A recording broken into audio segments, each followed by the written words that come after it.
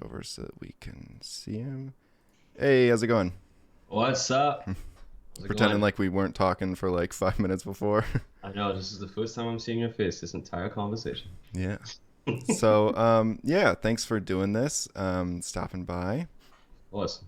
And I think that the easiest way to start for like anyone that doesn't know you or like what you do, like kind of intro yourself and like what you do, and then we can get into the rest of it. Yeah. Sure. Well, my name is Sekani Solomon. I'm a senior motion designer that's currently based in New York City. I'm currently at Cash App, where I'm a senior motion designer, essentially like leading motion design there. Let's see. I've been based in New York City, started my career at Imaginary Forces, where I worked there for 3 years, which is also where I met Isaac. Wow, time really flies. I was like Yeah, 4 or 5 years ago. I know. Um, so from there, I had the opportunity to work on a bunch of cool projects, including being part of the Emmy Award-winning team that worked on the Manhattan main title sequence back in 2014. So we won the Primetime Emmy for that. But yeah, I worked on a bunch of cool projects there. Then went freelance. Pretty much worked at all the different studios, the PsyOps, the Bucks, Method. Yeah, just everywhere in the city really. Until I finally decide to go back staff and take a gig up at Cash App. So that's where I'm at right now. You were in, you were at California. You were like out west for a bit, right? Yeah, I had a stint at Apple, which was fun. It was like my first taste of like That tech the stuff. other side Yeah. of motion design, which is honestly like a thing that I don't necessarily see discussed as much as it should. Um, but it's yeah, like the career field there just kind of varies. I mean, depending on what company you're at, Yeah. but there's definitely some opportunities there. I think people don't always, consider when, taking a career in motion design. So Yeah. I pretty good. think that, yeah. And then like how we met, like 2014, that's crazy. That's 6 years ago. Doesn't seem like it's been that long. But yeah, I was an intern that came like middle of college out to IF for like a summer, and you were there like staff as like a lead motion designer, I would say, right? I was Or just a just a do-it-all guy. yeah. And that was like the craziest thing was because like I don't know. For me, it was like I watched like a lot of NAB or like SIGGRAPHs, and it was like always crazy to like see those people, and they like you didn't really know like where they were. Like they would say where they were at, but like it was like, oh cool, I'm going to a place where it's like got like you, and then like behind you a couple rows like of desks was like Jeremy Cox, who like I'd also watched do a lot of presentations, and it was just crazy to. It felt like it was crazy to be in that like room of people and like getting to just like very nerve wracking to like show like my college skills to you guys, and then you were very kind and like providing helpful tips of how to like improve upon it in this like crazy new workflow. I think that that's something you don't really think about as like interns. Is like you now have to adjust to like your personal workflow is like much different from like working with other artists in like a studio workflow is just a Mhm. huge thing that you can't really grasp until you're like thrown into it with an internship. But you interned a lot of places in the city before you like went staff. Like, how was that with? I mean, you were also like coming from Trinidad over Yeah. here to like do that, and I'm sure that that was like a crazy amount of like green cards or like anything, right? Yeah, so like I went to Savannah College of Art and Design, which was good because it provided like a buffer to not just, transition to working in the US, but actually getting affiliated with American culture. Like the Mm. first time I came here, it's like no one understands what you're saying, all the jokes are different, like you have to understand like the cultural nuances. So, going to school was good just because, it provided that buffer and you get to meet people. And, Sky always provided a lot of opportunities to meet studios. That's how I got those Mm. internships in the first place. So the first place I interned was Loyal Casper, which is like a Okay. branding Yeah. studio in NYC, and they did like the ABC rebrand. They've done a bunch of rebrands over the years. And the first day I was there, I think they just kind of threw me in. It's like, oh yeah, just give him this, shot to comp. And I was like, 22 at the time. This is like my first gig. I was gonna pay like $100 a day, which I thought was like an insane Same. amount of money. I mean, that was an insane amount of money to me. I was like, God damn. Yeah. This is like, some of the first real money that I ever earned. But for me, I think there was a lot of responsibility thrusted upon me from the get-go, which kind of motivated me to, learn, ask, and just work pretty hard. And actually, what I found out was that, I had in some ways knowledge of like cinema 4D that some of the people there didn't know at the time, which was, something good to see. But also, what I lacked was a lot of like nuanced knowledge of just working at a studio, as like you were saying, Hmm. like file organizations, the communications, making sure that you're punctual, just that kind of stuff. So learned a lot there. Then went to Gentleman Scholar. I remember that internship being pretty challenging because they were working on like some 2D stuff in a way like it completely Mm. didn't work. I was doing like a bunch of 2D animation as a Cinema 4D guy, and Hmm. like I wasn't using any other renderers besides like the physical renderers. So like even Yeah. from a 3D perspective, they're doing like insane photoreal 3D stuff, and I'm stuck with physical at that point. It's kind of hard to make Yeah. physical. And the internet isn't like what there is right now. Like right now, there's just so many tutorials. It's so easy to, it's much easier to Yeah. make look good than it was like even in 2012. It was just like a completely different ballgame. So that was a challenge, but I did learn a lot there as well. And then I went to the mill, um, and I learned a lot there too. And then I went to Imaginary Forces, and out of all the studios, I thought Imaginary Forces was the place. Like they were so like design driven, but also had good technical projects Hmm. to. So like you could do like really cool stuff, and that's kind of where I decided to settle. But also the people there, they push you to be better, as you said, like the Yeah. Jeremy Cox and Henry Chang and Dan Gregoris and like Max Trezich, like the whole crew. Hmm. It was like pretty sweet. So Yeah, it was fun because I mean, like a little bit after that, like a lot of those people kind of like broke up and like did like different stuff and like went to different places. So it was like looking back, like very fortunate to like get my internship that summer where like everyone was there. Then like almost like immediately following, like a couple people like you went like freelance, like, and then other people left to go to like different studios. So it was cool to see that whole crew that like you worked on the Manhattan project, and I think I came right after that, after you guys had like done the whole big like Emmy tour of like winning almost like just crazy amounts of stuff with that, and like coming off the high of that, it was cool to like jump in. And like project I worked on was like not like a main title thing, which is like your like the goal, like when you go somewhere like that. It was like some like documentary, but it was like fun to also, yeah, just be like thrown into it and like working alongside you guys like as much as I could. It was definitely like a barrier of protection that you put around the interns a little bit, that I feel like we had, where it's like don't give them like a full workload, but like give them enough to like feel like they're participating and like helping along with like the grunt tasks in a little bit of a way, which was definitely fun to like get that experience. yeah, it's funny because I remember the exact stuff you were working on. It was like this documentary. I think it was Parched. Yeah. Yeah, and you're working like on a couple shots there. That's crazy.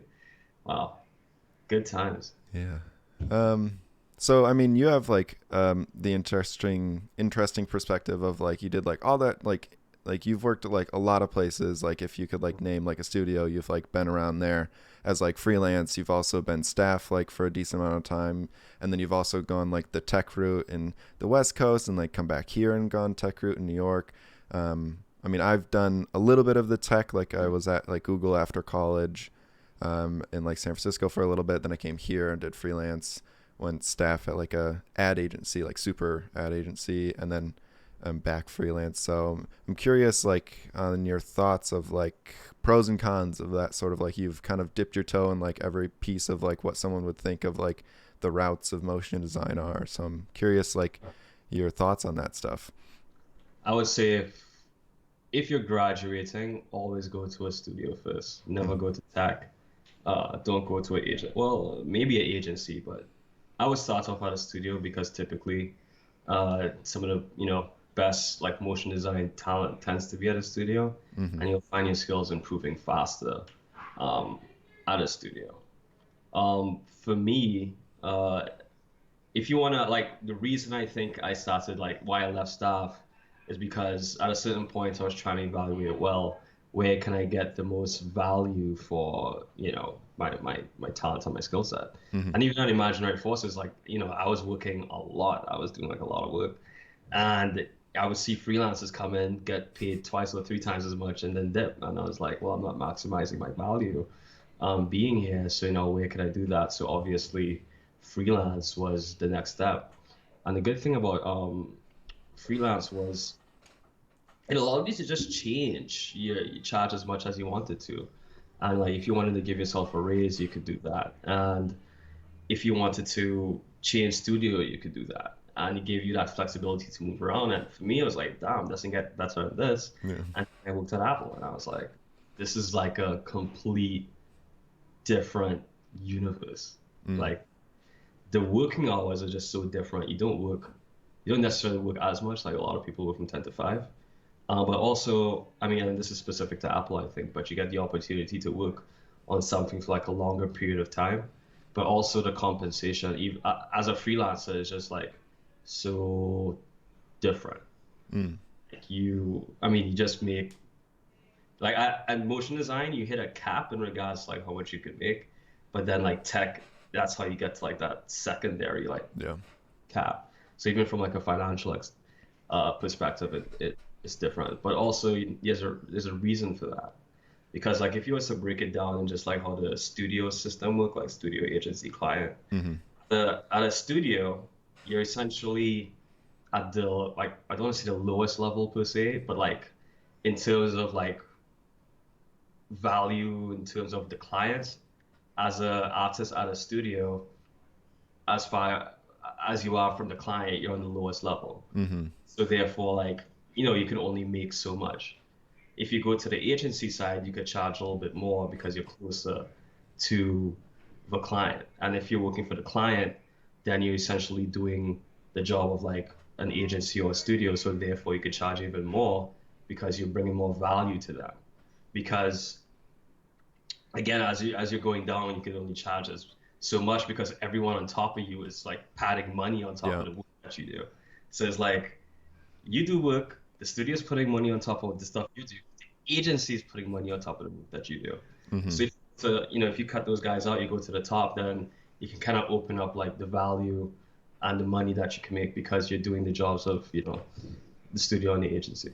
Yeah, definitely adding. I mean, in the small experience I've had with like jumping around that ladder, like more headaches definitely come along with like Yeah. the more you jump up that, you are then like also accruing like a producer's role and then like creative director's role of talking to the client about the stuff when you go like direct to client. And I've definitely like gone up and down on like small scales, like not like big clients that I would do at like an agency, but like smaller direct to client stuff. And like even Yeah. that little bit of headache, I was like, okay, yeah. I mean, it's nice a couple times to like jump around and like veer around all of that like padding, but it also I found out very quickly that I was like not built to like do all of those jobs as well as like I kind of just liked being at some of the time being at the lower end and just like being like, okay, the client says this, and then you just get to like do your thing and give it to them and like take your pay and like just do the motion design bit and leave. But yeah, there's definitely that stacked tier. But then I would assume that that also changes. I felt like it changed like in the tech side of it, like that it's not that structure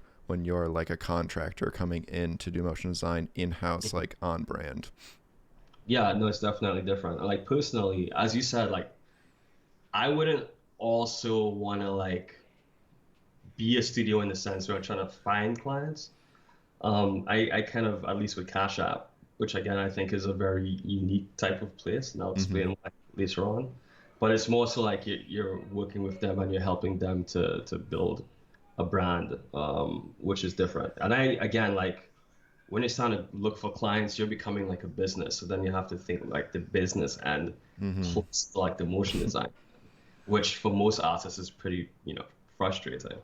But like when you're working with a brand, you're more so being like a motion designer, but you're doing it in a way where you're providing the most value for your talents. Because like say, for example, if Cash App had to, hire Buck or another company to do the work that I'm doing for them, then it's going to cost them infinitely more than, uh, you know, what they would be paying me. It's going to Mm-hmm. be 4 or 5x, because again, they're charging so many more people to do the job that I'm doing. So Yeah. for them, it's a lot more value. And for certain tech companies, like if you could provide that value, then you kind of stand a chance to make a little bit more for yourself financially. Yeah, that makes sense. That was sort of like the deal of like I went to an ad agency and they were kind of trying to bypass that whole thing of like they were the agency that was normally hiring places like Buck or like these other studios to do work, and they were like, "Ugh, could we just build like a 5-person team inside our agency to do it?" But then the structuring of it ended up kind of in the way that the in-house team was doing sort of like the less fun stuff, and they were hiring out the really cool ones, which I feel like a lot of places accidentally stumble out into when they try to make their in-house place. They accidentally like pigeonhole their staff people and then like hire out again to like bigger places to do the crazy stuff. But you feel like it's been different, or it seems like it's been different. You've done like crazy cool stuff there at like Cash App, where it seems like you're doing the cool stuff, which normally doesn't happen with a lot of like in-house people. Yeah, because I think they were just very smart on their approach. Because a lot of people, that work, they kind of come from the industry and they kind of see like, well, why not just try to get the best talent in-house? And I feel like other brands are, starting to do some of that, like Microsoft, they're doing, pretty amazing stuff, even though Mm-hmm. they work with studios like Tendril. But they also have a really awesome in-house team. And I think the work they're doing there is pretty, awesome as well. But yeah, I think now it's different because, like, say 5 years ago, I don't think I'd be able to do the stuff I'm doing at Cash just because of the limitations of the technology Mm-hmm. and the software. So things, have really come a long way. But also, I think Cash is unique in the sense like they kind of allow me to do things with like the maximum amount of creativity. But I would say a caveat is also I have to wear a lot of hats, Yeah. which isn't always the best way to work. So like, we have some very cool projects that, hopefully will get released soon. And in those projects, I'm designing, I'm conceptualizing, animating, texturing, like, I'm doing like Yeah. everything. And, that's definitely dope. And that's, how I like to work. If you see my films like Hidden or, Star Wars: The Last Stand, I like the idea of being able to come up with something and execute it. But at the same time, it's a lot of responsibility for you because like if you mess up, then the buck stops with you. Mm-hmm. And you always have that, technical help that you would need in executing stuff. So it could demand a lot from an artist, and not every artist works like that. Mm-hmm. Some people are good at designing, some people are good at animating, and Mm-hmm. I don't think it's fair for someone to have to do everything unless that's how they like to work or they want Yeah. to be like a really good generalist. Yeah. I think that that really showcases like the level that you're at, and like generalism is like normally, I don't know, I was always advised like like you're just going to be like decent at a lot of things but not like amazing at anything, and it's like yeah, that is like maybe it, but I also think that like you're at least showcasing that like you have enough of knowledge in so many places that you can like lean on like design skills or like certain things to like really push it through, and like there's not like a subpar piece of anything like any of your personal projects or like the Cash App things. Like they're all like hard hitting, like definitely like stick out motion pieces, because I think it just showcases like your skill as like a generalist, but also your skill as like a lead motion designer. Like I don't think the kind of one man band thing would work. Like do you think you would be able to take this job like any earlier in your career without like the knowledge that you've like gathered with all of your experience like previously? No, Yeah. for me, it took time, just working. I think working on some of my personal projects really helped to sharpen those skills of being able to like come up with a project and execute it from start to finish. Mm-hmm. And I've always kind of worked like that. And I think from the second GPU rendering became a thing, the first thing I did is just started investing. Yeah. So I could kind of bolster my skills and really make the visions that I had in my head. But also, I always say don't depend on the place that you're working at or the studio that you're working at to make your best work. Because a lot of the times you're limited by the brief that you get, and that may not always line up with your interests. Mm-hmm. So if you have to make the best stuff, then sometimes it has to come from you. And I think through those learnings, it's kind of enabled me to, come to Cash and really be like, I can do this for you, right? Mm-hmm. But it's just coming to the point where you're getting so much work that like I can't do it on my own because I just don't have the time, because if I'm working on one project, then there's like another project or another two projects that's not getting done. Yeah. It's also difficult because now we need other people that's kind of like me. Because we don't want to hire like a team of just 10 motion designers just yet. We're a little bit more selective, but that's actually pretty difficult to find. So it's definitely challenging. Uh, but still, it is pretty rewarding when you kind of see like some stuff that you've done and kind of helmed by yourself, and just see how much you could do in just doing it that route. Mm-hmm. And like, do you think that your like workflow has changed different from like your long form personal projects to like this kind of like had to like be hyper speed adjusted for the turnaround that like your job requires, or are you still kind of doing like a full fledged thing like version of like what you do on your personal projects just for the motion design pieces at Cash? Yeah, so actually my first year at Cash, most of the stuff I was doing was really like tight turnarounds, a lot of stuff for social. But Mm-hmm. now, actually this year, one of the things I wanted to do was make like more well thought out, longer format pieces. So, we have, I don't want to out what the project is, but we have some really cool stuff coming up that is a lot more thought out, a Mm-hmm. lot more effort went into that I worked on over the course of maybe 3 or 4 months, and you could kind of see that in the work. So to answer your question, yes, I think doing the shorter format stuff, you just kind of had to do what I was doing on like the Hiddens or the Star Wars just a lot faster. Mm. Like, but it's also like really helped me to refine my workflow. It's like think the idea. It's always about the idea first, and then once I have a good grasp of the idea, get references, start doing designs, jump into production. You obviously make discoveries during productions, and then you add that to the design, and then you execute. So it's been good.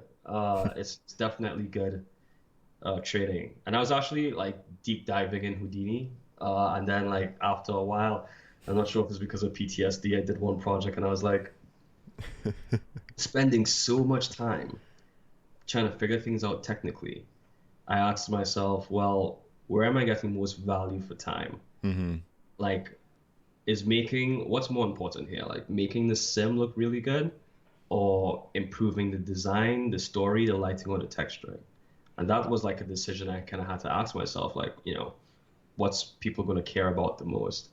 And that's why I feel like I've kind of pulled back a little bit on like the Houdini stuff and trying to like refine my overall process because I had to, because you only have so much time. So I was like, Yeah. it's the best place to spend that. And to fill that role, you could obviously hire a Houdini person that's really good at that. But now I'm beginning to figure out like what's the limits of me being a generalist. You can only Mm. kind of dive into certain things unless you're like Simon Halmedal or some of those guys who are just Yeah. like insane.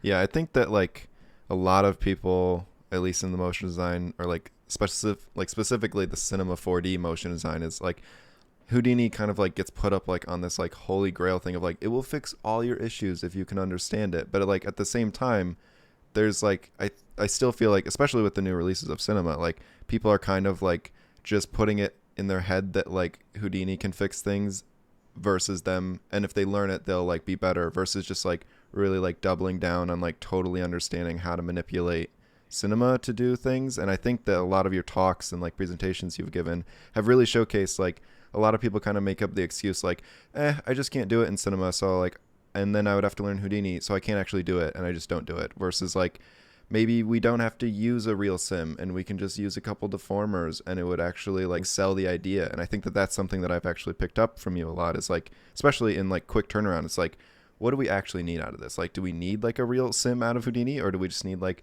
a little thing out of X particles and we're like good to go and it sells the idea, and like no one's gonna like a motion designer would be like, oh, that was a cool sim, but like the end user or viewer will be like, that was a simulation that tells the story, let's keep going. So I think that that's something that you've really like And it's, I mean, obvious in like you saying that you're like paring down kind of on your like Houdini learning and like investing other places. Has that been like investing back in like cinema, as like I've seen you post a lot of like it's just like a really nice workflow kind of combination between like cinema, Redshift, and then like Nuke, I think, as your like compositing application. Yeah, that's my bread and butter essentially. My approach to like animation is always finding the most efficient, easy way to do it. If it's a deformer and something like, I don't care if it's Yeah. like a 50 node setup. Like, does it look good? Does it Mm-hmm. work efficiently? Is it light and quick to render? There's actually a skill in doing that, in finding like the most efficient way to do something, and that's what I like to do. But a lot these days have been like really like trying to figure out what makes, because okay, now more than ever you're seeing so many 3D pieces. You're on Instagram, it's 3Ds everywhere. Yeah.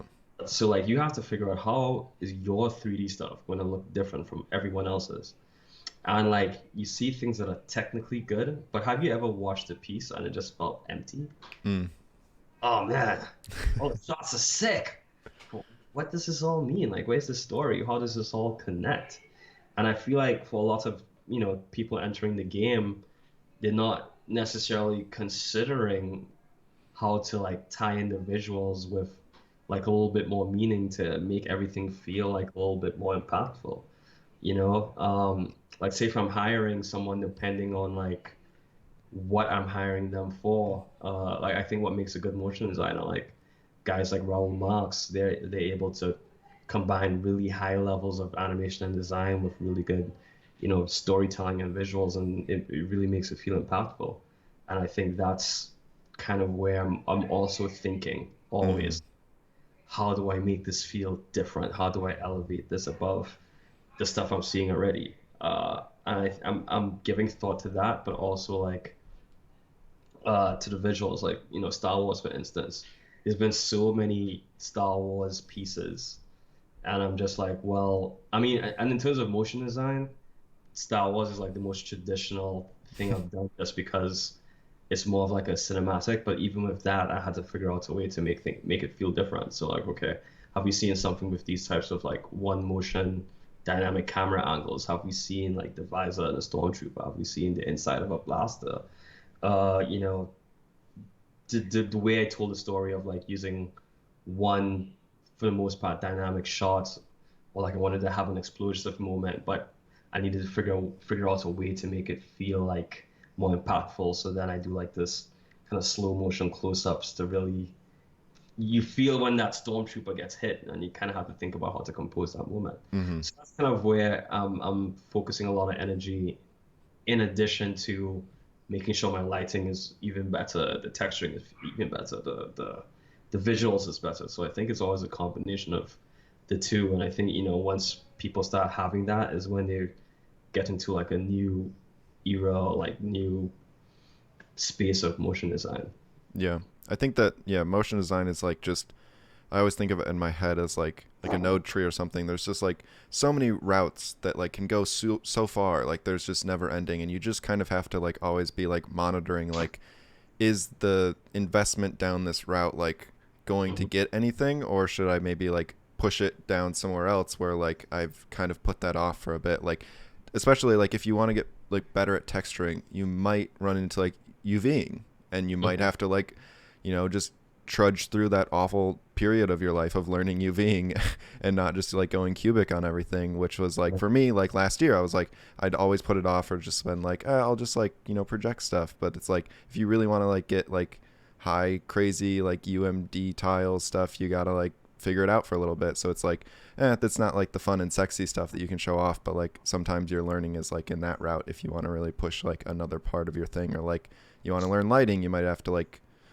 study film and like all these other like crazy real world like lighting setups that are like not the cool stuff. Like you can't show a sim for that of like, look at, I learned technology. It's like kind of Yeah. like not really showboaty sort of learning, which I think is in the past couple of years been like also something that I've like, story is always king, and like I always like kind of don't really push my learning in that area as much because I find it extremely difficult. But the other sort of non technical routes are something that I've also tried to like balance as you learn. and like always not be learning. Like I think your personal projects are a cool showcase of like you learn enough to get it done, but like you now have a like an end project that you like put out versus just like always absorbing. And I feel like a lot of people also get caught up in that trap of just absorbing information all the time and never like really producing anything out of it. So I Yeah. think that that's like a fun way to trick yourself into like learning but also executing at the same time is for like this end goal of a project, which I think is really cool. Yeah, and I think it also depends on like who you want to be as a motion designer. If you want to be a really good Houdini person, Mm-hmm. then do that, but you have to market yourself as that. If you want to be like a great animator, someone who could texture and light, you could do that. You just need to sell yourself as that. If you want to be a great designer who could do, storytelling and come up with really cool ideas, but not be so on like animation and texturing and so on that stuff, that's fine as well. I mean, I've been doing this for like 10 years at this point, so I've kind of had the time to touch everything over the years and kind of develop my skills to the point where, I could kind of do a project from start to finish. But it is a very kind of difficult thing to do, and like you have to really think in a certain way. So like I don't think people should feel the pressure to have to do that. And even like I can't always sell myself like that all the time. Mm-hmm. It's more so like, hey, I'm a 3D motion designer. And sometimes, well, like, sometimes I have a call and they ask me, what I can do. And, I kind of have to walk them through my process. Yeah. Which essentially is I could do, any part of the pipeline that you need me to. But if most people say that, you could get a little skeptical. But that's why I have projects like Hidden and Star Wars, Mm. or like the Abasi Rosborough project I did last year, where I could kind of demonstrate, well, you know, I can do this. Yeah.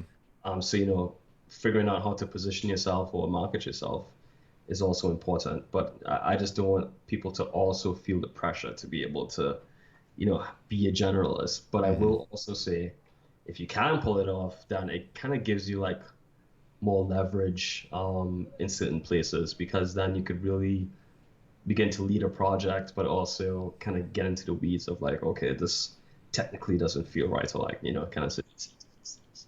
So Do you think that because I always find it interesting what people's like routes they like have mapped out for themselves. Like I mean everyone kind of if you go like motion design like you just like gradually get pulled up the rankings if you just keep working somewhere and it's like you're like a motion junior then you're like a motion designer then you're a lead motion designer then like do you think that being a generalist kind of prepares you for like an art director creative director role and like do you think that that's where you want to go or would you rather stay kind of like man on the ground leading the helm of like actually still working on stuff and have like or I guess in your case you are those and also the motion designer because you're everybody in the pipeline right now.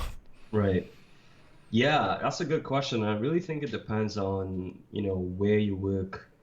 Because like even for me, being on the client side, I have to consider things creative directors at a studio don't have to consider. Like a creative director at a studio, their mission is to create the best piece of creative that fits the client brief. Mm-hmm. Um, for me at Cash, a lot of the times, my job is to think of what the brief is. And then execute against it.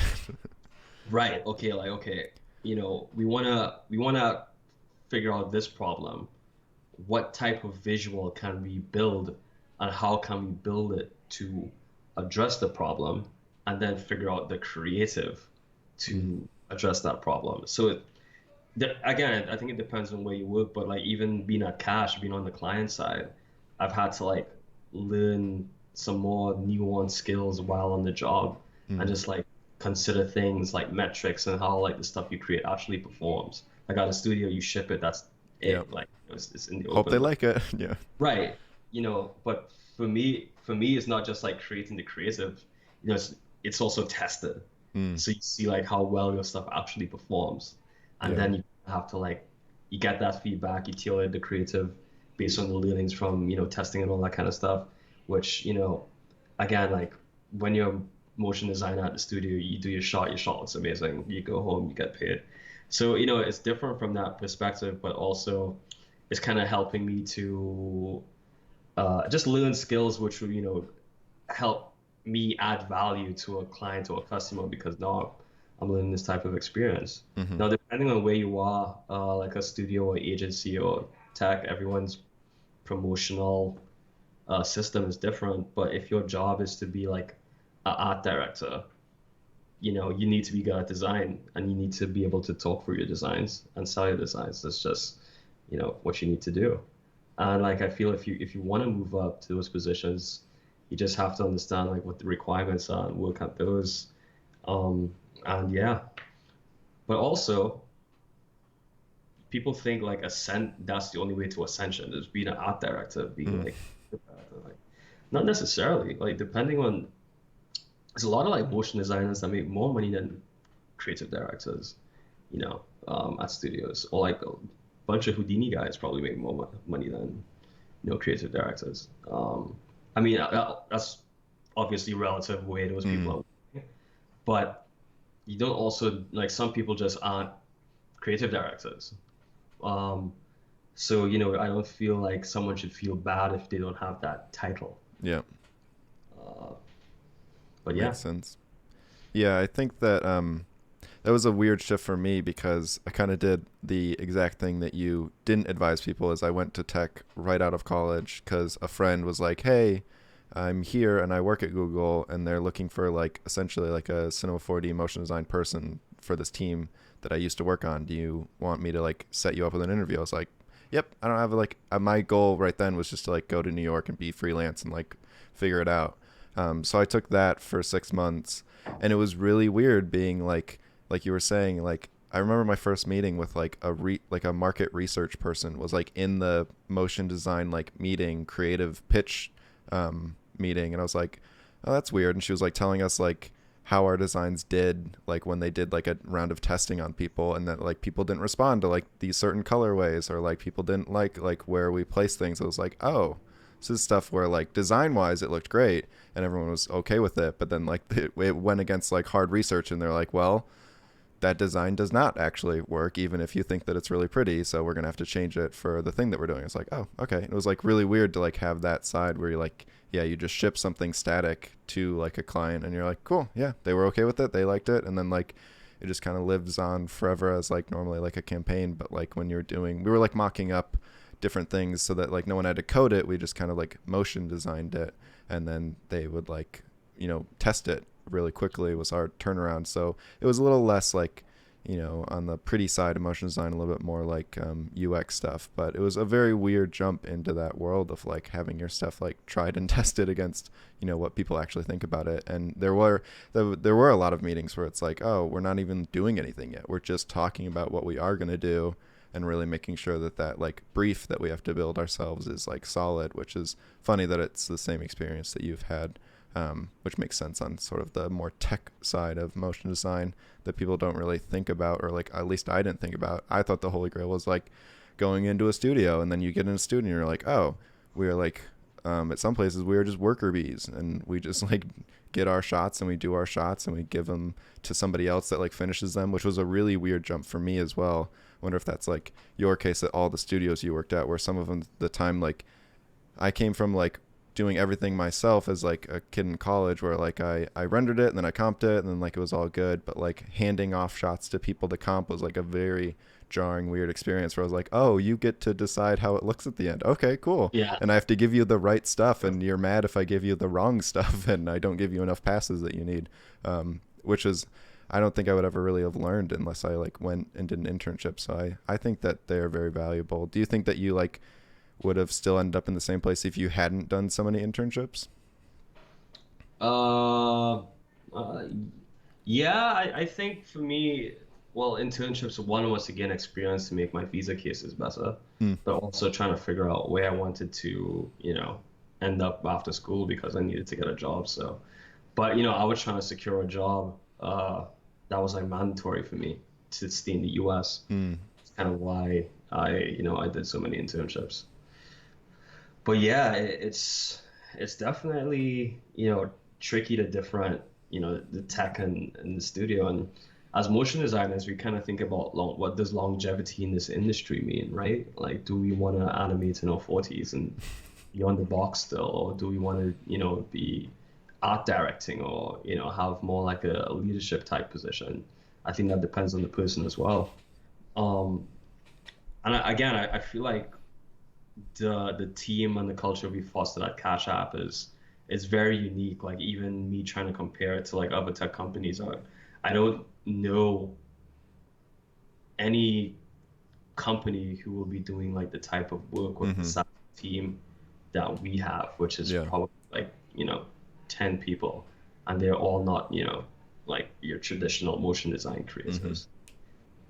So that's very unique. But there, I could also kind of see like longevity in terms of like building a career, helping to build a brand that's going to be affecting millions of people. It's just like such a, it's just a, it's just really different.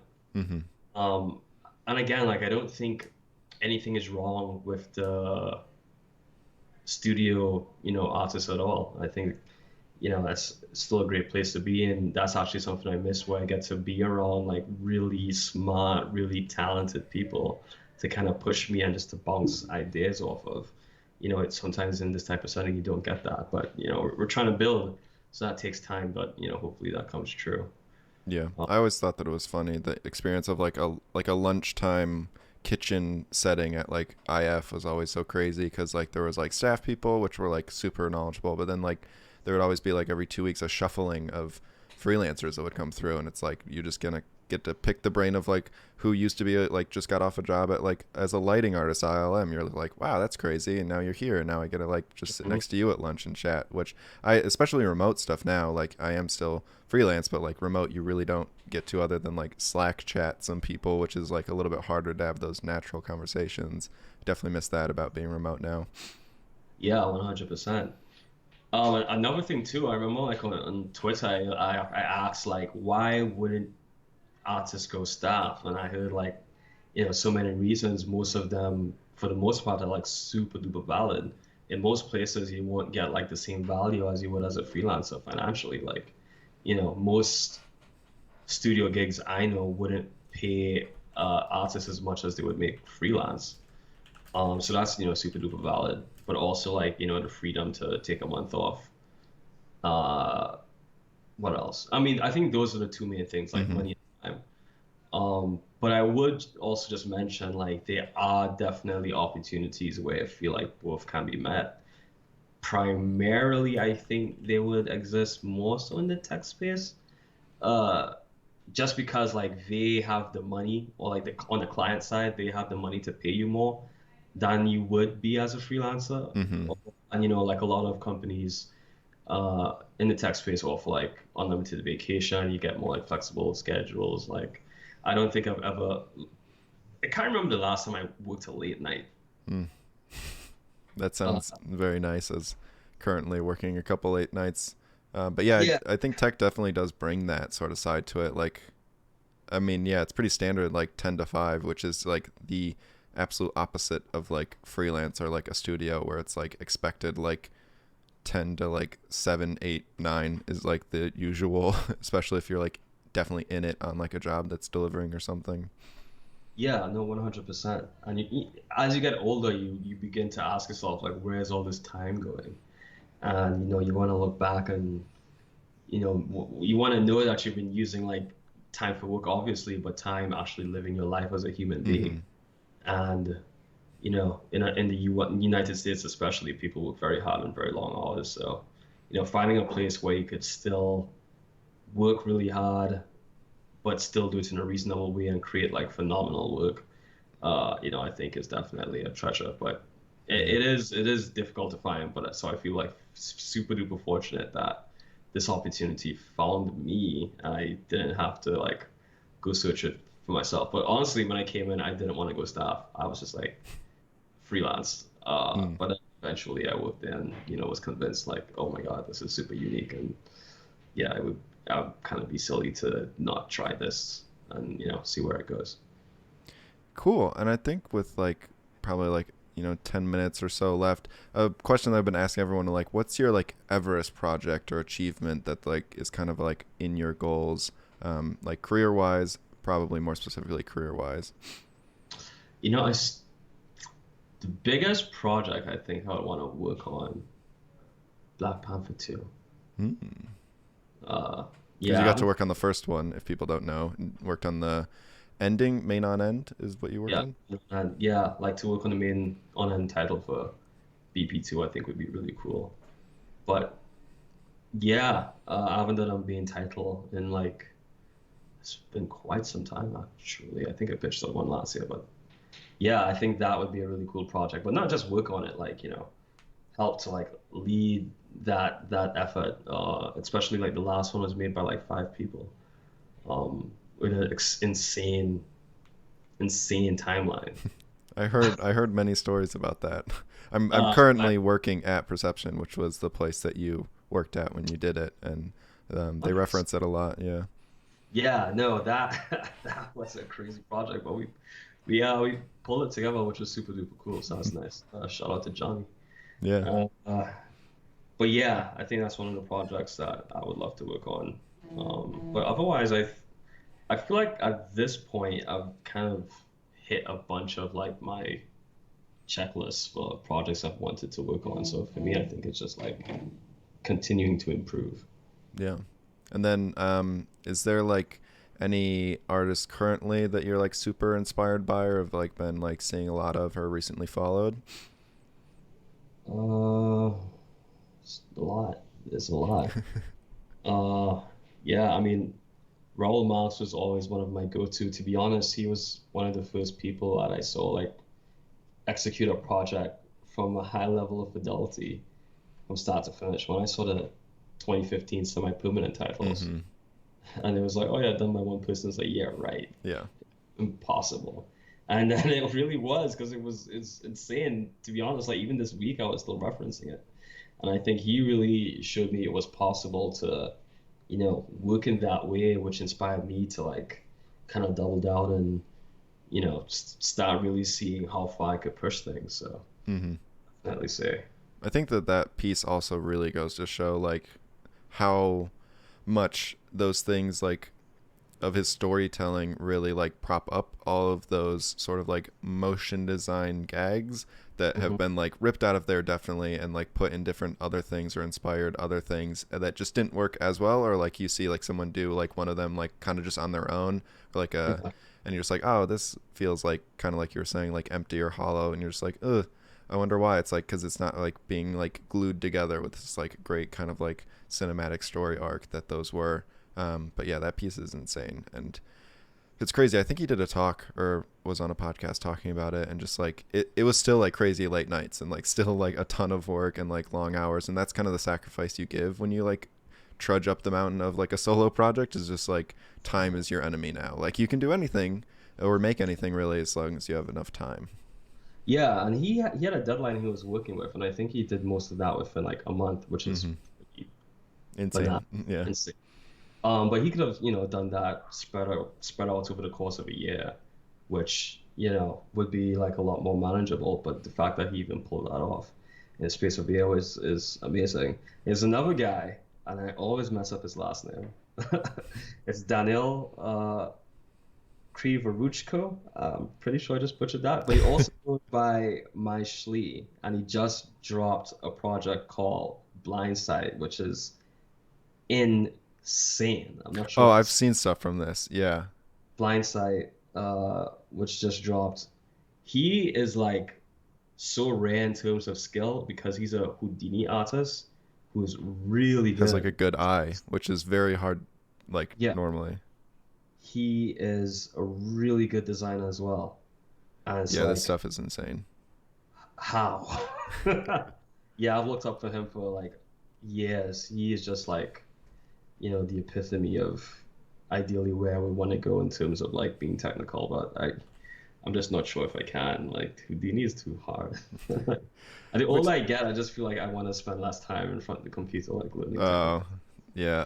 I go through like my love hate waves of Houdini, and currently I'm in a love wave, especially because they are really great at releasing updates for it. Where it's like I normally hit that wall, and like I joined it like I think it was like Houdini 15, and just the jumps from that to like now, where they've like definitely heard the cries of like, I don't want to be a TD. I just want to use the cool stuff. And they're like, cool, we made it in a little package for you. And you can just like Nice. plug in two things. And it's like, oh, wow, they're listening and like they're trying to make it artist friendly, which is like the biggest hurdle of Houdini, I feel like, Yeah. for people, especially cinema people coming to Houdini, where they're like, why do I have to make everything myself? Why isn't this a node? Right. Like vellum and particles. I think at a minimum, I would learn. Well, I have a good grasp of vellum and Houdini particles. So I feel like if certain things I could jump into Houdini and do, but beyond that, it's like I would use Houdini in a way to complement cinema on the stuff cinema can't do well, and for Yeah. me that's dynamics. And X particles is pretty good, but it's like it's not Houdini particles, which Mm-mm. is It's still locked in kind of a lockbox where you're like, I want to touch that data. And they're like, no, no, you can't yeah, use that for other things, just for X particle things. You're like, oh, man. Yeah, that's normally my approach is like, we get the job or like the director has like a thing for us to do. And I'm like, cool, I will try for like 2 hours in cinema. And if I hit that like cinema wall, then I'll like try to pop it over, see if I can do it in 2 hours in Houdini. And whichever wins this like investment battle, then I'll go with them because yeah. it's just easier that way to kind of balance those. And I feel like they're like a great complement to each other in a lot of ways. If you know cinema really well, you'll know Houdini pretty well, pretty fast. But if you don't know cinema very well, Houdini will probably be very confusing to jump into. But I think it's just, time on the machine also gets you results in either one of them. You are correct. Time machine. Like I've spent definitely less time this year than I did last year Hmm. uh, in front of the computer, which in some ways I feel like is an accomplishment. Yeah. Because I would, I mean, it's just like this point in my career, having, done other stuff and short projects. I'll probably try to do another short next year. But like, Ooh. yeah, I'm pretty excited about making something. It's been a while. But yeah, like as I was saying earlier, like time just goes by, and you just wonder like what you do with the time. And I would spend a lot of weekends and nights on the box. So I'm just trying to balance my time a little bit better. I feel like if you're young, just work really freaking hard and just invest as much time as you can working because like when you're a little bit older, it saves you from like having to invest as much time, trying to catch up. Yeah, Yeah, totally agree. Yeah, I think that I was like very much like it's the grind and you just gotta like grind it out and late nights are means you're winning and then like, after a while of like getting married and like having a dog and like living with my like partner now it's like, oh, like it's so much harder to like stay in the office and like just keep doing stuff when they're like in the living room and you're just like, oh, maybe I shouldn't be living so much in front of my screen and I should go like on walks and go like spend all the time that I'm like you know, accruing all this money for. Maybe I should go use it outside of just like buying more plugins to make more money for this thing. So yeah, I think that that's a big thing that people need to do more of. And I think that we are just about at two. So yeah. Well, I could have a couple more minutes okay, if yeah, if you want to chat. yeah. I have. Oh, here's the thing because um, this is always something. It's like an accomplishment in and of itself that you achieve like personal projects, but like there's the other like mental side of achieving personal projects that I feel like I always struggle with. Like I have a million ones that I start, but oh, Hogan says, have you already asked Sekani about how dope his Cayman is? Is that how you pronounce your Cayman. car? Cayman? Yeah, Cayman. Oh yeah, Cayman. Cayman, because it's named after a place. That makes Uh, sense. How is it though? Like you haven't gotten to drive it, but you drove it like a little bit. I saw on your story, right? yeah, like just around like the neighborhood a little bit, but nothing extensively. But it's insane. Yeah. Yeah, like to be honest, I never thought as a I guess a motion designer, I'd be able to even like get something like Mm-hmm. that. But I think it's a testament of always evaluating like, okay, where your skills are at, what type of opportunities you can get, and where you can kind of get the most value for your time. And continuously doing that for the years, I think, it's gotten me to a place and good financial management, of course, that I could get this opportunity. But it's amazing. Oh my God, it's so sad. Just having this car in the garage, just Yeah. literally collecting dust and not being able to Do you drive just go it. sit in it and like turn it on and just like sit and just be like, yes, this is Yeah. it's so No, good. bro, that is it. Exactly. But yeah, hopefully this coming week, we'll be good to go in terms of that. But, again, it just kind of goes to show just like things you can do in the motion design industry. There's, so many opportunities to do things. So, Yeah.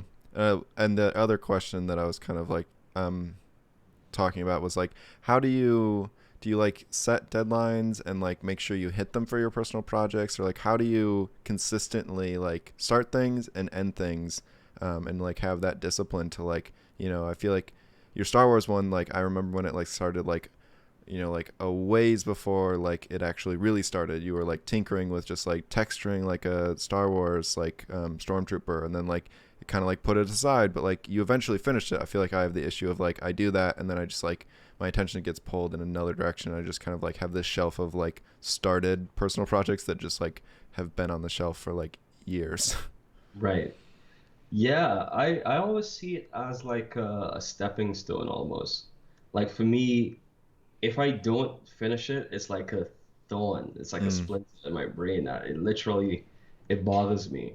So what happened was like I started Star Wars, but then I was like, well, for like my first big personal project, I kind of wanted to be something a little bit more original. So that's why I did Hidden first. Oh right, yeah.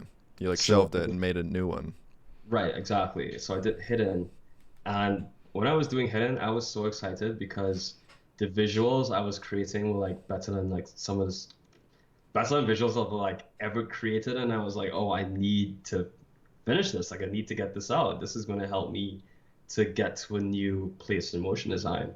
So that always motivates me. The fact that if I can complete this, it's going to help me in my career and also going to help me to get the things that I want, like a 718 Cayman. Um, I think when I finished Hidden, like a month after I got an email from Apple, Hmm. which introduced me to like the whole tech industry, which I think helped me to get the job that I have right now, which in turn helped me to get the Cayman. So like when you start drawing those parallels with completing projects, but also where it can get you in terms of your career and your skill, it makes it a lot easier to complete those projects. But for me, I have a personal connection to like the work that I do, and I just like to see it done, and I like working on them. So, Yeah.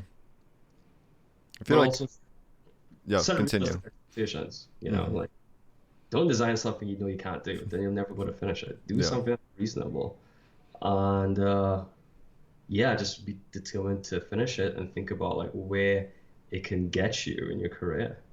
Yeah. I think that it's also nice, or like I think of it like not even like long form personal projects, but just like short little like test things. It's always fun just to be like, I don't know, I think of it as like, hey, I can do this. Like it's just a way of like broadcasting like, look at this achievement that I'm able to do, cuz like a lot of times it like brings in people that like will DM me, or like different places that are like, oh yeah, we saw that you can do this, so we like messaged you for like this thing where we like want you to do that for us. um, Exactly. and I think that that's like, every days are cool and they're great, but if you like get in a rut of like kind of just proving you can do the same thing a lot, it's like less broadcasting than if you're like showing new things that you can do through little tests. I think that that's like kind of the sweet spot of like not, creating art just to create art for Instagram, but like also just like, branding yourself, or like showing off that you can like do certain skill sets and different stuff, versus just saying that you can. Like you were kind of saying, when you get people that are like, I'm a generalist and I can do anything you want. It's like, but can you though? Because none of your work says or shows that you can do that. Exactly. And that's why it's good to show some range. Because Mm. you look at, people's Instagrams and it's obviously cool, but can I put you in a real world kind of studio setting? And can you Mm-hmm. branch out from what you do on your Instagram? Like even for me, if you look at my portfolio and then like look at some of the work Cash App was doing, like the aesthetic was I was like very cinematic, Mm-hmm. and then like Cash Apps were like bright and colorful and stuff. So I had to adapt. But I had a range in my portfolio, which I think helped. Like, but even the new stuff that we're working on is, for me, like some of the best work in that realm I've ever done in terms of like colorful and fun, which I'm very excited when that drops. I feel like I've been teasing this new Cash App stuff for months, but it will be out soon, I Yeah. think. But yeah, I think it's just important to, I guess, have diversity. And is there anything that you do that like consistently kicks you out of like a lull, like into a creative flow? Like if like, because I feel like as artists we kind of have that like burnout, like you're doing personal projects, but like you're also doing the same amount of work for like your day to day, and sometimes like the pull in both directions like burns you out, and like you kind of just have to like force yourself to be creative for work because you kind of have to do it every day. Like, what do you find helps you like get out of like a burnout or anything? It's a great question because I think this year has been a struggle in some sense because with COVID too, you're home all the time. I Mm-hmm. think inspiration comes when you're able to change your environment, do different things, see people, go out. And because you don't have that as much, it's just very difficult to get in the creative zone. So lots of times, you just kind of have to wait it out. It's Yeah. like sick. Sometimes it takes time to get better, and sometimes it's with creativity. Like sometimes I'm staring at the screen and nothing's coming, and it's just like, well, there's nothing I could do here. I'll go, I don't know, go do something else. But sometimes I would look at some inspiration, and then I do something, and like, if it looks good, you get inspired. But some days you just don't have it, and it Mm-hmm. happens.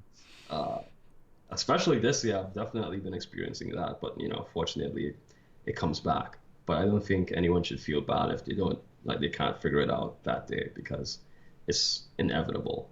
Yeah. I kind of feel like it's like waves, and like I've just, you can like fight against it to like trudge through it, or you can just be like, okay, cool, we're in like a lull now, and like maybe like this whole week I don't like work after hours, and that's kind of been my solution. It's just like, okay, okay, we're not creative right now.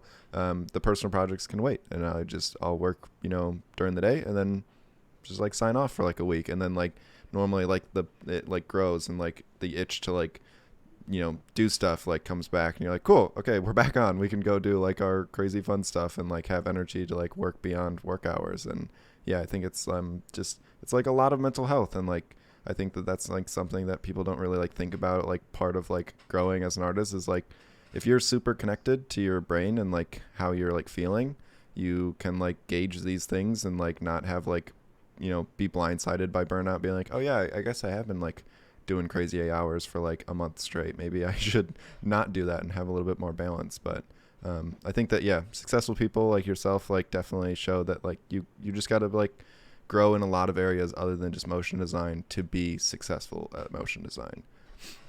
Yeah, that's a fact. And like as the years go on, it really weighs on you, the hours and the working. But I just feel fortunate that like I was just going crazy. I mean, I see like when I'm younger, I'm only 30 really, but uh, still like even in when I was 25 or like to be honest, I think I worked most when I was freelance because that's when I was doing like the bulk of my personal projects. Mm-hmm. But for me, they were always fun. Like it always gave me added purpose. Like working on this really cool thing, and I really would get into the zone, and it really used to keep me energized. Like they always gave me something to look forward to. Like I would go to bed thinking about, all right, cool, how am I going to improve that shot?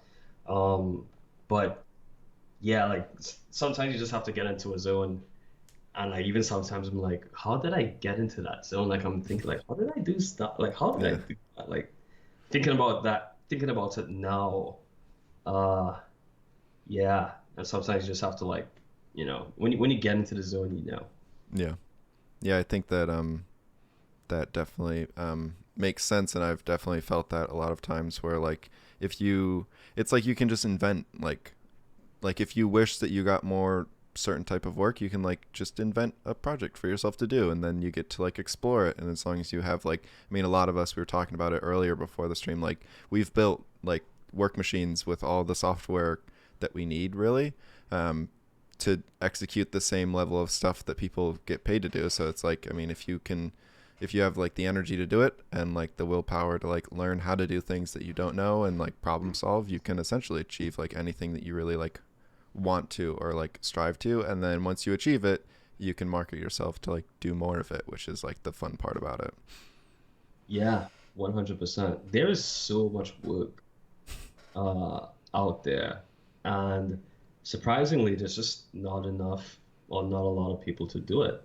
Hmm. And a lot of these companies, what you're going to see is like, what the Microsofts, even the Squarespaces are doing, even with like Robinhood, all these companies are starting to form these internal teams, Hmm. and they that internal uh, talent, and they're offering salaries that like studios just kind of compete with.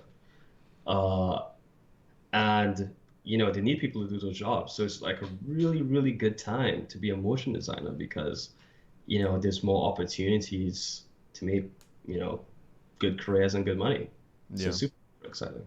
Yeah, I think that was a shock to me when I came to New York. Like in my head, the amount of freelancers versus studios hiring was always disproportionate in the other way. I always thought there was like everyone was like great at like an awesome level and like did the stuff that studios need, and they were like, handpicking the people that they like hired. But then, I got in studio for a couple months as like a freelancer. I was like, oh, there like a lot of people like you don't like working with, or like you get in and they can't do this job, so Yep. you're like actually pigeonholed down to like this very small Rolodex of people that you like call all the time. And like once you've reached out to places, they like definitely like reach back to you like all the time as soon as they're like trying to find someone, because they just can't hire enough people for all like the different things, or people get like tied up at a certain place and people try to keep them as long as they can. If they're good, they just keep rebooking them, which was not the case, I thought, coming from the outside like small Midwest town. I was like, I'm sure there's like bajillions of C4D motion designers there that they're hiring, and it's just not the case. Like if you can get to a certain level, people will constantly reach out to you. I think you even told me that as I was an intern. You're like, no, yeah, you'll be booked and people will like try to book you a lot. And I was like, there's no way. I was just like very doubtful, and then I got there, I was like, oh yeah, people really there's not that big of a pool of like fish that they're pulling from when they're like Yeah. trying to hire. Because what studios value over most is reliability. Mm, Like when you have to answer to a client and time means money and failure means loss of business, you want someone that can do the job. You don't want to take a gamble, you don't want to take a risk. So even if you have to bring in someone new, you probably want to ask around like, oh, have you heard about this person that you worked with? Oh, he's reliable. And reliability is a thing, when I work on a project, for a fact this is going to get done to a highest level of quality, and I've always tried to uphold that. So, regardless of what it is, always make sure to perform at a high level. And like this is the thing, like even though you're seeing a lot of people who have really cool Instagrams and stuff, like you have no idea how they're building these projects. You have no idea mm-hmm. how efficiently they're working. You Yeah. have no idea how long it's taking them to work. And like that's something I've been realizing, like trying to find people to hire. Um, yeah, it's one thing to have good work, but just like how they create the work is also super important when you're in a professional setting. But sometimes it's also hard to get that perspective if you haven't worked with other artists before to Mm-hmm. figure out what the best workflow practices are. But that being said, studios love reliable people that could perform at a high level. Yeah. And I'm not sure what's like, keeping people from like going here, but what I suspect is that there's a shit ton of tutorials to learn how to texture and light, but they aren't. I can't like list a good tutorial how to teach someone how to design Mm. or come up with like some really cool stuff that's not from like mega scans or like something like that. Yeah. I think that my route around that, like, I mean, you got to learn the basics from like those tutorials, or like I started at Grayscale Gorilla, where they get you in there and they like teach you how to do it, which you have to do at some point, but you definitely have to like graduate away from learning that sort of stuff. And I feel like the recent one that I've done is like masterclass, like just the website list is so not motion design, but it's just like listening to super like wise people explain their craft. Like from like Bob Iger was like, I don't know what I was gonna get from it, but I'm like, he's a smart dude. Might as well listen to him, ramble for like 5 hours, all the way to like a little bit more design focus from like Aaron Sorkin, like on how to like write a good story. I feel like that's kind of my like supplement of like vitamins from not motion designy people that like how I try to like feed myself that way. Or like Learn Squared has a lot of great stuff that's like, a little bit upper echelon of like, I'm a concept artist at, ILM or at, Blur, and like here's how I make like my designs. It's like those are the talks that I'm like more interested in now than like more technical stuff from like a Houdini person. It's like I want to like know like how to think better or like design better is like a nice thing that I feel like I've been kind of putting off, or like better storytelling. So those are Yeah, kind of where I've like been pulling from more recently. yeah, because that's the stuff I think that will set you apart from like another motion designer. If you can couple really good motion design with like good ideas and good aesthetics, for a lot of I think like and again that depends on where you're going, Hmm. but that's really helpful for studios. Studios I think might want you to do like a more specific thing, like animate the shot. Hmm. They always want you to like come up with the idea and then like execute. But for me in the role that I'm in right now, like super useful. It's like I'm replacing a studio, which is pretty nice. And I anticipate, initially certain companies are going to want that type of talent and maybe like want a couple people. Because again, you have to think about the value that brings. Like if you're saving them hundreds of thousands, if not, millions in the work that you're doing, you then have an argument to be paid more, Yeah. which, you know, makes sense. And I think Um, it also kind of helps like, I mean, if you're like at a studio and you're working, on just your shot, but like if you can still like make intelligent decisions on your own and not have to go like through like six revisions with a art director on like, okay, cool, yeah, this is now working. Like if you could just get to the final one faster with your own like knowledge. So I still think it helps you. It's like a working in the other sort of scenario too, because you're still like making a little bit of informed decisions, maybe a little bit more specified in your little shot of like yeah, where to place the light or like where that object should or how big should it be, like little decisions, but it's still design at the end of the day. And you can, not bug your art director as much about like, okay, yeah, like do I have to spoon feed you like what you should be doing on this shot? Like there's two different, kind of approaches there. And I think that if you can bother them less, they are definitely happier if it just works when they give you stuff to do. you are absolutely correct with that. No, for real, because sometimes a director would have like a couple reference shots and they'll be like, this is what I'm thinking for the shot. Can you like develop this into something?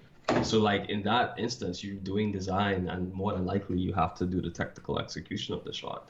So if you could visualize something that helps, art director, that's also super duper valuable. And again, that's not all, that's could be a little bit hard to find. Mm-hmm. If you can do that, if art director could just be like, all right, this is the refs, make some cool shit, that's, super valuable to them as well. Yeah. And then the other side of that is like being able to just like let your like emotions of your design go away is a big thing that I had to learn kind of more as a freelancer of just like, okay, that's you don't want this. You want like it changed, and like maybe I wouldn't have personally done that in my style or my decisions, but you Mhm. are the person deciding what this is, so we go with your direction. Was like, not taking critique personally is like always a forever growth moment, I think, for a lot of artists that are working in that kind of like ecosystem of like, okay, yeah, it's not personally, you're not saying that I made bad decisions, you're just saying the design should be a little bit different. And Yeah. that's like a different workflow. Yeah, again, 100%. Like you have to have a certain level of apathy to the work that you create because it can be trash. But you have to care about it enough to make it well, but Yeah. not too attached to the point where it like really upsets you if it changes. Yeah. And that's like a really nuanced thing you have to learn and comes with time. Yeah, And can't learn it from a tutorial. yeah, it comes with maturity. Uh, Yeah, and that's why I see like internships are always like a lower pressure way to get that Hmm. type of experience because they're not expecting you to perform at like a senior freelancer level. Yeah. So you can mess up and that's okay because it's expected. But then you get the experience, so it works Yeah. out. Yeah, I think that was a learning experience. I mean, even on our stuff, like we were working on the same thing, and I was very hesitant to say like I don't know how to do this. And I was like, oh, I'm just not. I'm just gonna like tough it out. but it was like more frustrating for everyone if you just were like would raise your hand and be like, I I don't know what I'm doing here, and it's like it's not working. And then like I had a couple shots where it's just like, okay, cool, yeah, we'll just hand it off to like somebody else who like can do it really fast, and you're like, oh, I Yeah, didn't know that was an option, but yeah, that's it's great. yeah. And for me, like at my job, managing expectations is super important. Like if I can do it, I'll say so. If I can't, I'll be like, I can't do that. It's, Yeah.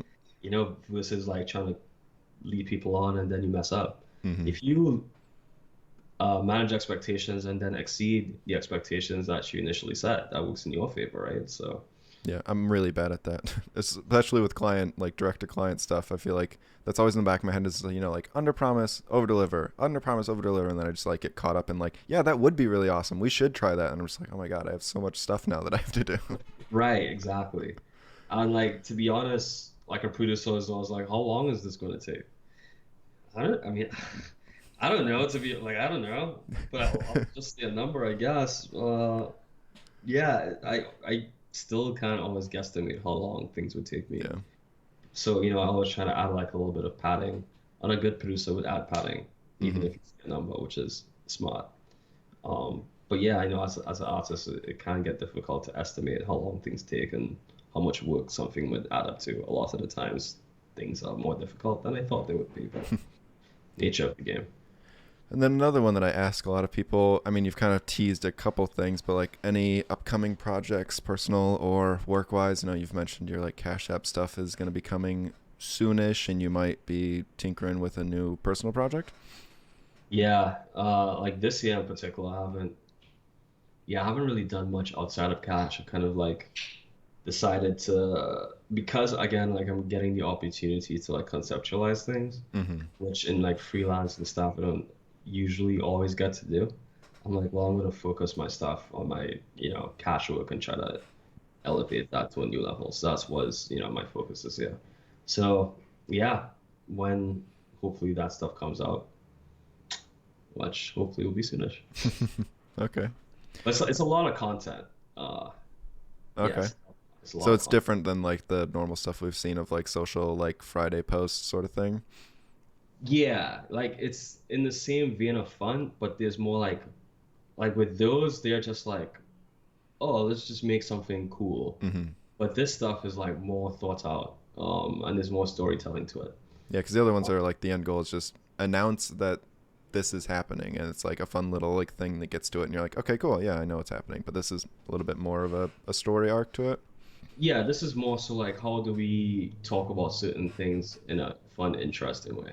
Mm. So like you have to figure out how to communicate ideas in like fun, interesting ways. It's an interesting challenge. Um, but yes, more will come to light whenever I see the light today. Cool. Well, I think that's a good wrapping point for this. Thank you so much. Also, again, congratulations on getting engaged. I don't think we Thank you, said it man. on stream.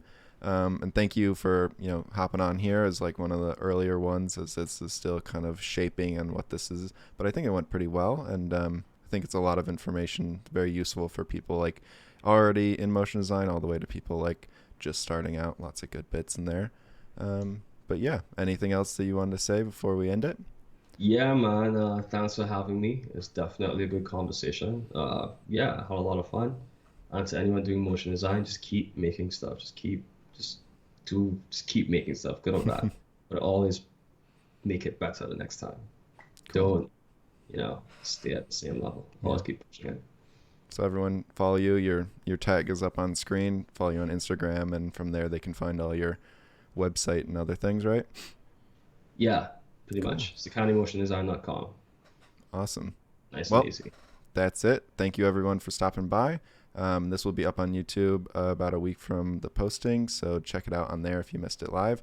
And have a good one. See ya.